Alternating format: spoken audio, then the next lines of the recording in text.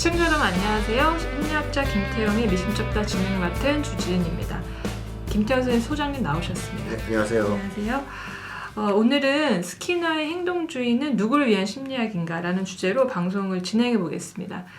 저번 시간에도 우리가 한 차례 방송을 하기도 했었지만 여전히 좀 생소하신 분들도 계실 것 같아요. 그래서 이 스키너 이론을 간단하게 좀 소개해 주시면 좋겠습니다. 네. 지난 시간에 행동주의에 대한 건 비판을 좀 했던 것 같은데요.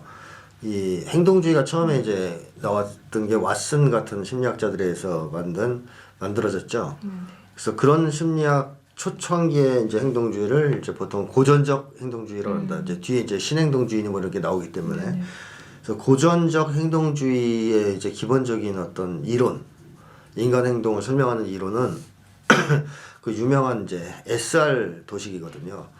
그 스티뮬러스 리스판스, 그러니까 자극 반응 도식, SR 도식이라고 하죠.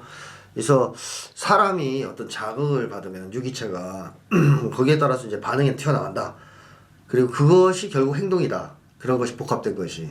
그래서 행동을 어떻게 이해했냐면 이 여러 가지 단순한 자극 반응의 이런 복합체 정도로 이해를 했어요.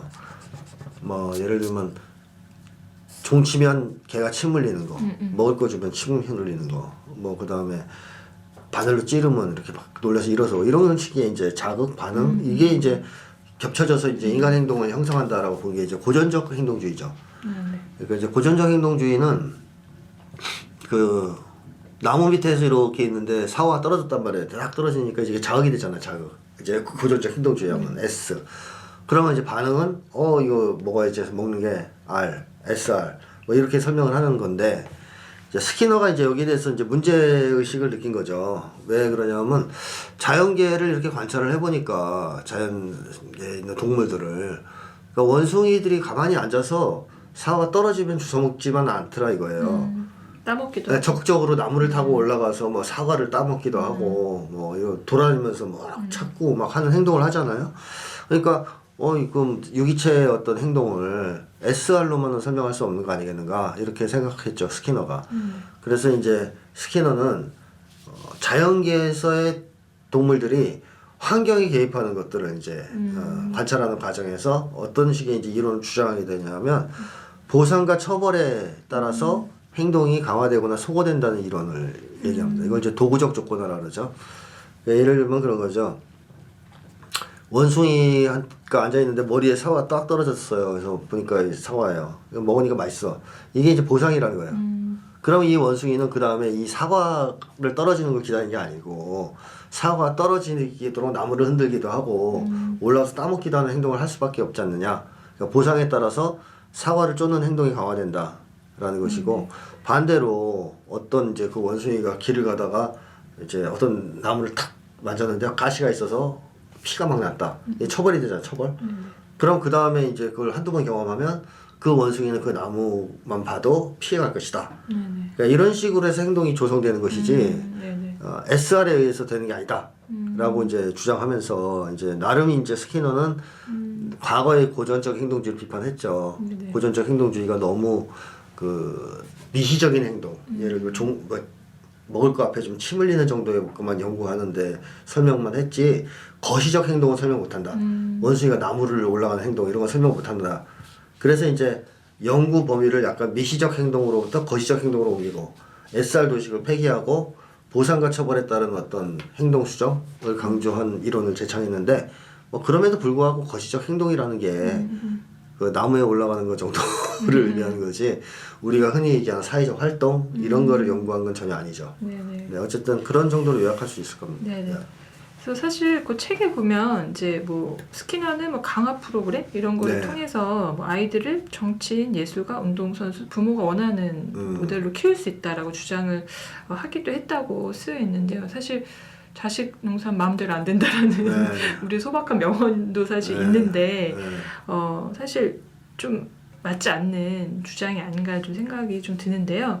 어쨌든 사회적인 존재인 사람과 동물을 동일선상에서 놓고 진행한 실험에서 도출한 좀 이론이다 보니까 여러 가지 오류가 있을 수밖에 없겠다라는 좀 생각이 드는데 첫 번째로 우리가 흔히들 생각하는 그 실험하면은 실험실 안에 상자 안에 들어간 쥐를 뭐 이렇게 어떻게 좀 장치를 해놓고 그 실험 결과도 얻으려고 하는데 이런 정보는 좀 어느 선까지 유용한 것인지에 대해서 이야기를 좀 해주시면 좋겠습니다. 그러니까 이게 이제 인간을 바라보는 철학 혹은 어떤 견해에 따라 좌우되는 문제인데 만약에 동물과 사람은 본질적으로 차이가 없다. 이게 이제 보통 미국 심리학자들의 주장이거든요. 이건 뭐 본질적인 차이는 없다. 그냥 양적인 차이만 있다라는 거고 만약에 이제 인간과 동물은 질적으로 차이가 있다. 이렇게 보는 사람들도 있죠. 이제 마르크스라든가 심리학자 중에 에리 프롬 같은 분들이 이제 그런 입장인데 만약에 인간과 동물의 차이가 거의 없다. 본질적으로 두 존재는 같다. 그렇게 본다면 실험실에서의 결과는 인간에게 적용 가능하겠죠. 문제가 없겠죠. 이제 이 사람들은 그러니까 적용하는 거예요. 그렇게 믿으니까. 근데 만약에 이제 동물과 인간은 질적으로 다르다라고 본다면 적용하면 안 되죠. 기본적으로. 아주 일부만 반영할 수 있는 거죠. 네, 기본적으로는 적용하면 안 되는 거고 더 섬세한 연구가 필요해지는 거죠. 근데 미국 심리학은 기본적으로 지금까지 이게 이제 인간과 동물을 똑같이 보는 관점에서 심리학 이론이 이제 많이 만들어져 왔기 때문에 행동주의는 그 대표적인 얘기고 이 사람들은 실험에서 나타난 거를 그냥 일반화 시켜요 사람한테. 그래서 저는 그게 어떻게 보면 실험 그 자체의 문제라기보다는 이 실험을 기획하고 계획하고 추진하고 해석하는데 이렇게 깔려 있는 철학적 세계관 혹은 인간관의 문제에서 비롯된 거다라고 생각합니다. 해석의 문제라는 것이죠. 네, 그래서 좀 연결시켜서 네. 그런 시도들이 갖고 있는 위험성, 딱 선생님 서두 말씀하신 것만 봐도 이건 좀 아니지 않나 싶은데 그 위험성을 좀 어떻게 보시는지. 가장 이제 흔히 나타나는 것이 뭐냐면 인간 심리에 대한 이해를 전혀 못한다는 거죠. 네. 그러니까 이제 행동주의가 사실 그래서 이제 변형이 되긴 돼요. 신행동주의 쪽으로. 그러니까 아까 얘기했듯이 원숭이가 사람이 이제 원숭이가 머리에 똑 사과가 떨어지면 그걸 먹느냐, 뭐 보상으로 간주하느냐 이런 거에서 고전적 행동주의와 스키너의 차이가 나오는 건데 급진적 행동주의라고 했던. 근데 사람은 이 머리에 사과 딱 떨어지는 걸 보고 만유인력의 법칙을 발견할 수 있는 거거든요. 뉴턴처럼. 네. 뭐 흔히 뉴턴이 사과 떨어진 거 보고 그거 발견했다 그렇게 얘기를 하는데 뭐 그렇게 가정한다면 그게 사실이라고 가정한다면 보세요. 사과가 떨어지는 자극을 리스판스가 엄청나게 다르지 않습니까? 반응이. 먹는 거가 아니라 그걸 통해서 어떤 법칙을 발견하고 막 이제 물리학 이론을 개발하잖아요. 그러면 그런 차이가 어디서 나올까? 결국에는 인간 심리의 차이에서 나온 거잖아요. 그 사람의 심리. 그래서 이제 인간의 내면 세계에 주목해야 된다라는 것이 제기됐고 신행동주의가 약간 그걸 도입했어요. 인간의 내면의 인지 상태, 신념 이런 걸 고려할 필요가 있다는 식으로 해서 신행동주의가 등장했는데 어쨌든 문제는 뭐냐면 이런 식의 실험은 심리를 연구하기에는 적합하지는 않다라는 거죠. 행동주의적 실험은. 그러니까 자극을 주고 반응을 관찰하고 뭐 그렇게 실험실에서 하는 것들이 인간의 그 오랜 기간의 역사적 경험을 통해서 형성된 인간 심리, 또 그 사람의 이제 개인사를 담고 있는 심리, 또 사회관계를 반영하고 있는 심리를 파악하기에는 그다지 적절하고 유용한 수단이 아니다.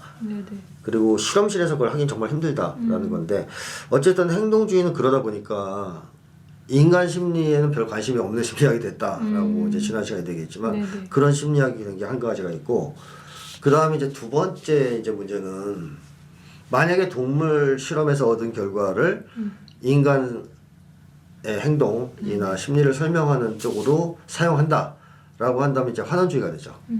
이제 환원주의는 이제 보통 뭘 환원주의라고 하냐면 저차적인 법칙으로 고차적인 현상을 설명하는 걸 환원주의라고 그래요. 그러니까 이제 이런 거죠. 막 이제 제가 어떤 옆에 있는 사람을 딱 때렸단 말이에요. 머리통을 한 대. 그래서 그 사람이 왜 때렸어 나? 이렇게 물어보면 내 뇌에서 공격 호르몬이 분출돼서 때렸어 라고 얘기하면 어때요? 맞습니까? 설명이? 이상하죠. 그게 환원주의거든요. 그러니까 이제 보통 인간관계에서 서로 상대방에 대한 어떤 행위 이거는 사회적 맥락에서 나오잖아요. 사회관계에서. 뇌 호르몬과의 문제가 아니지 않습니까? 물론 이걸 때릴 때는 화가 났을 거고 사회적 맥락에서 화가 나면 호르몬이 나와요. 뇌에서 공격 호르몬이 나오겠죠. 근데 이 공격 호르몬이 때리게 한 건 아니죠. 그러니까 이거를 쉽게 말하면 사회적 현상인데 생물학적 법칙이나 생리적인 법칙을 설명했잖아요. 이런 게 환원주의죠. 또 이제 미국 심리학자가 얘기했던 하나의 재밌는 예는 이제 그런 게 있어요. 나폴레옹이 왜 도대체 알프스를 넘어갔느냐, 알프스를 넘어서 침략했느냐. 그래서 거기에 대한 해답으로 시냅스 연결 때문에 그랬다라고 해서 대답하면 어떨 거냐 이거예요. 어떤 머릿속에 있는 시냅스, 그러니까 신경세포 연결이 알프스를 넘게 만들었다고 얘기하면 납득할 수 있겠냐는 거죠. 그래서 이제 그런 이제 미국 학자도 그런 식으로 비판을 했단 말이에요. 환원주의적 설명이다. 그런 거는. 그러니까 인간 행동은 사회적 차원, 정치적 차원 이런 여러 가지를 고려해서 설명되어야 하는 것이지 이렇게 단순하게 동물을 연구한 결과를 가지고 생물학적 차원에서 설명한다면 또는 신경학적 차원에서 설명한다면 그건 다 환원주의가 된다는 건데 그런 설명이 이제 사실은 지금 꽤 많다. 저는 그렇게 생각해요. 난무하는 중이다.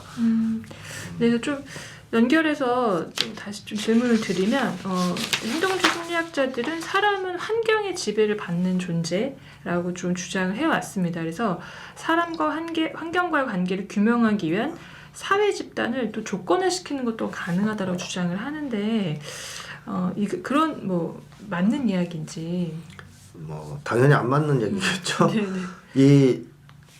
이 사람들이 이제 인간이 환경의 지배를 받는 존재다라고 주장하는 근거 중에 하나는 그런 게 있어요. 한 개인을 두고 그 사람이 환경과 관련된 현상들을 연구하다 보면 그 사람이 거의 환경의 지배와 영향을 받는다는 거죠. 근데 이거는 인간과 환경과의 관계에서 한 측면만을 얘기하는 거죠. 그렇죠. 다른 측면도 있죠. 인간이 환경을 지배하고 바꾸기도 하고. 변혁하는 측면은 전혀 안 보는 거잖아요. 근데 왜 이 사람들이 못 보냐 하면 그거를 이런 거죠. 사람과 환경과의 관계 문제는 환경이라는 것은 뭐 이 방 안에 있는 요것만 따지는 건 아니잖아요. 그러니까 우리가 일반적으로 환경 그러면 세계를 얘기하잖아요. 인간을 제외한 객관 세계를 다 환경으로 얘기하는 거잖아요. 근데 사람은 어때요? 실험할 때 사람은 그러면 거기에 맞게 인간 전체를 얘기해야 되는 거 아니에요. 인간 전체와 환경과의 관계를 따져야 되는 거죠. 근데 미국 심리학자들은 보통 사람과 환경과의 관계 그러면 한 개인 대 환경과의 관계를 따져요. 자, 그럼 한 개인이 환경에 대해서 가지는 힘이라는 것은 굉장히 비약합니다. 뭐 슈퍼맨이 정도 되지 않고서는 한 개인이 지구의 역사를 바꾼다든가 뭐 독재 정권을 타도한다든가 이럴 수는 없는 거잖아요. 이 한 개인은 환경과의 관계에서 보면 철저히 무력할 수밖에 없거든요. 지배 당하는 것처럼 보이죠. 네. 그래서 인류 전체를 놓고 보면 사회 집단을 놓고 보면 환경에 대해서 촛불항쟁으로 독재자를 몰아낸다든가 역사를 바꾼다든가 뭐 자연을 개조한다든가 하는 그런 측면을 볼 수 있는 거잖아요. 그러니까 그런 측면을 볼 수 있어야 되는데 실험을 할 때에는 한 개인을 집어넣고 환경과의 관계를 보통 따진단 말이에요. 그래 놓고선 봐라. 인간은 환경의 지배를 받는 존재지 환경을 지배하는 존재가 아니지 않느냐라고 얘기하는데 이건 아주 좀 뭐랄까 무지해서 하는 것이든 의도적으로 하는 것이든 교묘한 사실 왜곡이죠. 만약에 정말로 환경과 인간과의 관계를 따지고 싶다면 인간 전체 유적 존재로서 인간 그다음에 환경 혹은 객관세계와의 관계를 따져봐야지 한 개인을 일정한 환경 속에 집어넣고 그 관계를 따져서 결론을 내는 것은 인간과 환경과의 관계를 탐구하는 방법 중에서 굉장히 이제 비과학적인 방법이다. 뭐 그렇게 볼 수밖에 없어요. 근데 이제 행동주의 실험이라 심리학의 실험이라는 것 자체가 집단을 집어넣을 수는 없거든요. 실험실에다가 예를 들어 촛불항쟁에 참가하는 집단을 집어넣고 박근혜와의 관계를 연구하고 이런 건 안 하잖아요. 그냥 한 사람을 집어넣고 주변에 몇 명 집어넣고 뭐 이런 정도의 실험밖에 안 하기 때문에 이럴 경우에 보통 여기에 들어가는 피실험자는 실험 참가자는 대체로 환경에 지배를 받는 존재로 묘사되기 마련이죠. 그래서 말씀하신 것처럼 이런 어떤 개인과 그 환경, 사람의 행동 이런 걸 주로 그 행동주의 심리학에서는 관찰을 하고 있는데 정작 그렇다고 해서 사람 자체에 대한 본질적인 고찰은 연구는 사실 없어 보입니다. 요거에 대해서 좀 이야기를 해주시면. 사실 행동주의가 인간 심리를 연구하는 것에 반발해서 나오는 이론이에요. 그러니까 인간 심리를 이제 연구하기 위해서는 내면 세계를 관찰해야 되지 않습니까? 네네. 눈에 보이지가 않잖아요. 인간 심리라는 게. 그러니까 옆 사람이 이렇게 마음을 이렇게 가슴을 아무리 들여다봐도 마음이 보이는 게 아니잖아요. 또 사람들이 자기 마음을 다 얘기하는 것도 아니고, 또 심지어는 사람들은 자기의 마음을 모를 수도 있어요. 그러니까 이런 여러 가지 이유 때문에 어떤 인간의 마음을 내면 세계를 연구한다는 게 쉽지는 않습니다. 그러다 보니까 이제 다양한 연구 방법론들이 나온 거죠. 뭐 프로이트도 이제 그렇게 해서 나왔고, 또 내성법도 나왔고, 뭐 여러 가지가 나왔는데 행동주의는 이제 그런 걸 싫어한 거예요. 이제 비과학적이라고 생각한 겁니다. 그래서 왜 이제 그런 생각을 하게 됐냐면 이 행동주의가 실증주의 철학의 영향을 받았거든요. 네. 근데 이 실증주의 철학이 어떤 철학입니까? 실증주의라는 것은 뭐 단순하게 말씀드리면 세계관이 필요 없다고 주장하는 철학이죠. 원래 철학의 사명은 세계관을 제공하는 거거든요. 전체로서의 세계에 대한 견해, 관점을 주는 학문. 그래서 철학의 의미가 있는 건데. 나와 세계의 관계. 네. 근데 이제 실증주의는 세계관 자체가 필요 없다고 얘기했어요. 근데 그 주장이 이런 거죠. 이 세계라는 말 자체가 막연하다는 거죠. 눈에 보이는 실체도 아니고. 네네. 그러니까 실증주의는 그런 거는 철학에서 다루지 말고 그런 뜬구름 잡는 추상적인 소리는 하지 말고 그냥 구체적으로 확인할 수 있는 것만 연구하자. 그러니까 개별과학, 분과 학문만 인정하는 거죠. 그래서 실험실에서 막 다룰 수 있는 거, 눈으로 관찰할 수 있는 거 이런 것만 연구하지 이걸 포괄한 세계관을 세우는 거 이런 거는 우리가 할 필요 없다. 그건 눈에 보이지도 않지 않냐. 뭐 이런 식의 이제 얘기를 하면서 그 철학에서 추상성 같은 거를 이제 배제하기 시작하죠. 아주 이제 구체적인 보이는 것만 연구하자는 쪽으로 가니까. 근데 이게 이제 심리학의 행동주의의 배경이란 말이에요. 그래서 행동주의 심리학의 창시자인 왓슨이 했던 말이 이제 그런 거거든요. 안 보이는 그런 말들 다 빼자 이거 심리학에서. 뭐 사랑 이게 뭐냐 이게 어디서 찾을 수 있어? 사랑 나한테 보여줘봐. 그러면 이제 없애자. 그 다음에 뭐 이거 빼자. 그래서 이제 심리학에서 인간의 심리를 표현하는 어떤 개념들을 다 제거하고 그냥 뭐만 연구하자고 주장했냐면 확인할 수 있는 거, 특히 실험실에서 확인할 수 있는 거, 그런 행동밖에 더 있습니까? 그렇죠. 이제 그래서 행동만 연구하자고 출발한 게 행동주의거든요. 그래서 눈에 보이는 행동만 연구하자. 그래서 이제 행동주의가 출발했다. 이거는 결국 행동주의가 인간 심리를 연구하지 않겠다는 선언으로부터 출발한 학문이라는 걸 의미하잖아요. 따라서 인간 심리에 대한 연구를 안 할 수밖에 없죠. 이 심리학 자체가. 그래서 어떻게 보면 행동주의로 인해 심리학 내에서 인간 심리에 관심이 없는 어떤 비정상적인 심리학이 출현했다라고까지 얘기할 수 있습니다. 근데 이제 문제는 이게 이제 지금까지 이어지고 있다는 게 문제입니다. 이 이제 초기 행동주의가 비판받아서 신행동주의로 바뀌고 급진적 행동주의가 나오고 스키너에 그 다음에 또 인지 행동주의가 나오고 뭐 이렇게 하긴 변형을 겪긴 겪지만 이 행동주의적인 패러다임이 지금까지도 미국 심리학의 주류를 형성하고 있다는 거 이게 이제 큰 문제죠. 네네. 그래서 사실 여전히 말씀하신 대로 미국에서 주류면 한국 사람이 주류일 수밖에 없는데 이게 스키너의 이런 이론이 그 효과가 그래 어느 정도는 있을 거라고 생각이 드는 어떤 곳에 유용하게 혹시 쓰이고 있는지에 대해서 이게 이제 행동 수정 같은 데는 좀 유용하게 쓰일 수 있어요. 특히 아이를 키울 때 약간씩 처벌 보상 이런 거 잘 적절히 섞었을 때 이게 뭐 스키너가 사실 얘기 안 했어도 스키너 이전부터 부모들은 이미 부모들은 이미 쓰고 있던 방법이고 서커스 조련사도 쓰고 있던 방법 아니겠어요? 서커스 어떻게 해서 동물들 훈련시켜요? 먹을 거 주고 그 처벌과 보상으로 다 하잖아요.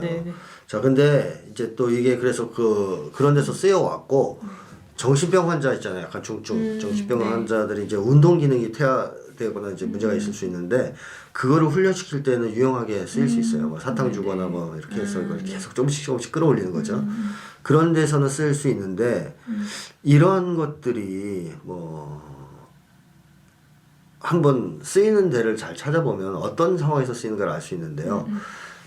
그러니까 소위 우리가 얘기하는 인간적인 수준을 기준으로 봤을 때 좀 인간 수준이 좀 떨어지는 저차원적인 사람들한테 통한다는 거잖아요. 그러니까 서커스의 동물들도 그렇고 이 중증 환자들의 이 운동 기능 문제도 결국에는 기본적인 어떤 기능 훈련이잖아요. 고난도의 어떤 사고 훈련이 아니고 또 아이들도 어릴 때는 꽤 통하지만 조금만 커보세요. 처벌과 보상으로 가면 승질내요. 네. 나를 도구화 시킨다 그래가지고 도구적 조건화를 이제 아는 것 같아요 애들이. 그래가지고 막 승질낸단 말이에요. 그리고 제가 책에서 본 건데 진돗개만 해도 안 된대요 그게. 처벌과 보상은 훈련이 잘 안 된대요. 진돗개도 그보다 레벨이 높다는 거거든요. 다른 개들은 다 그걸 훈련이 되는데. 자 어쨌든 이런 걸 보면 이게 설명할 수 있고 쓰일 수 있는 영역은 대단히 제한적이라는 거죠. 네. 그리고 뭐 좀 심하게 얘기하면 동물 수준에 근접한 영역에서만 이게 통하는 이론이고 유용성이다라고 말할 수 있거든요. 치료법으로도 물론 이제 행동주의요법이 쓰이긴 쓰이고 일부에서는 어느 정도 효과가 있어요. 하지만 이제 근본적인 치료는 잘 못하는 문제가 또 있긴 있습니다. 예를 들면 그 대표적인 게 술 끊게 하려고 맥주를 마시면 전기 충격을 주는 거죠. 그러면 이제 진짜 빨리 끊는데요. 그 전기 충격이 굉장히 견디기 힘들거든요. 네. 제가 얼마 전에도 220볼트를 한번 만지다가 약 한 적이 있어요. 네. 실수로. 근데 다시는 만지고 싶지 않은 생각이 든단 말이에요. 그 정도로 충격적이라. 그러니까 이게 이제 효과가 빠른데 문제는 이거죠. 그게 사라지면 처벌이 사라지면 또 마신다는 거예요. 네, 그렇죠. 그러니까 근본 원인은 해결이 안 됐으니까 행동 소거나 억제는 시켰지만 그래서 공포증 치료에서도 쓰이고 뭐 여러 가지 쓰이지만 그런 점에서 아직 이 효용 가치, 실용성 이런 게 뛰어나다고 보긴 좀 어려울 것 같습니다. 이처럼 좀 단순하고 그 한계가 분명한 이론인데 미국 사회나 한국 사회는 여전히 주류를 차지하고 있는 이유 그리고 한때도 열광하기도 했던 이유에 대해서 뭐라고 생각하시는지요? 이게 이제 스키너의 급진적 행동주의가 지금까지 주류다고 말하기는 어렵겠고 네네. 이제 이미 이제 욕 많이 먹고 이제 물러갔다라고 봐야 네네네. 되고 그 뒤에 이제 인지행동주의가 나왔고 인지주의로 좀 바뀌었고 지금은 또 그렇게 이제 변형이 됐습니다만 어쨌든 지금 문제가 되는 건 제가 아까도 말씀드렸듯이 이 행동주의적인 어떤 패러다임 이론적 그거는 전제 변하지 않았다. 그게 거의 변하지 않았다는 거예요. 그게 약간씩 변형을 거치면서 바뀌어왔을 뿐 기본적인 견해가 바뀌지 않았다는 거죠. 예를 들면 인간은 동물하고 별 차이 없다라든가 뭐 이런 식의 견해가 거의 지금 미국 주류 심리학에 깔려왔다는 게 제일 문제고 네네. 그리고 또 하나는 이제 그런 것이 이제 말씀하신 대로 문제가 있음에도 불구하고 왜 이제 인기를 끌었고 또 지금도 여전히 위력을 발휘하고 있느냐 하는 것은 이유는 한 가지는 그런 걸 들 수 있을 것 같아요. 이 미국 미국 학자들이 갖고 있는 실험 맹신주의 같은 게 있어요. 특히 심리학 분야에선. 그러니까 실험으로 증명된 것만 믿겠다. 그러니까 모든 진리는 실험을 통해서만 증명되어야 한다. 라는 실종의 이 방법론과 목적의 전도 현상이랄까요? 원래 목적에 따라 방법론이 선택돼야 되지 않습니까?